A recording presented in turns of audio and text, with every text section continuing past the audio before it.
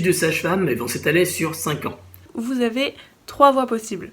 La première voie, c'est par un parcours spécifique accès santé, donc ce qu'on appelle la PASS.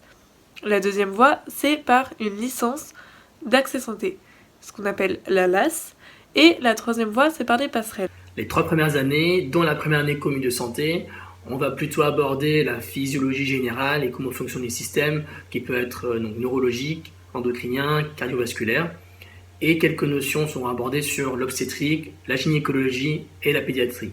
Vous allez faire aussi beaucoup de TP, de TD, et après, vous irez en stage. Les 2 dernières années, donc la 4e et la 5e année, on va plutôt aborder la pathologie obstétricale, gynécologique et pédiatrique.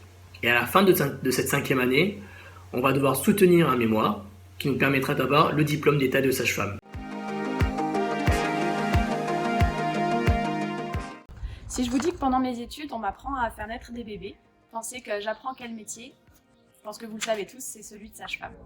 Mais si cette fois je travaille dans un cabinet libéral, que je pose des stérilets, que je prescris des pilules, ou que je réalise des frottis, vous pensez que c'est pour faire quel métier?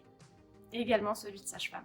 Si cette fois par contre je suis un homme, que je vaccine des bébés, des mamans et leur entourage en période postnatale, que je réanime des nouveau-nés en salle d'accouchement quand ils ne s'adaptent pas bien à la vie extra-utérine, vous pensez que je fais quel métier? C'est également celui de sage-femme. Je dois aussi préparer les femmes à l'accouchement et à l'arrivée de leur futur enfant. Je peux aussi aller en suite de couche, c'est-à-dire accompagner les mères après leur accouchement, pour les aider à mettre en place leur allaitement et leur donner tous les conseils pour le retour à la maison. Donc comme vous le voyez, les sages-femmes ont une vraie profession médicale à compétences définies, et vous pouvez nous retrouver dans beaucoup d'autres situations que lors d'un accouchement. Si on veut aller plus loin et compléter notre formation, nous avons accès à plusieurs choses pour les sages-femmes diplômées.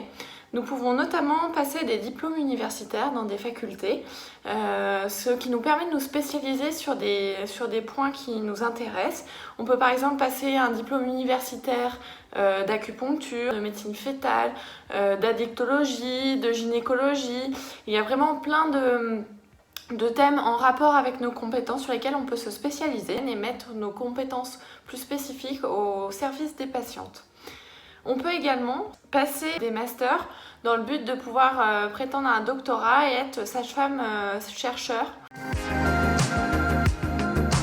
Inoubliable. Humain.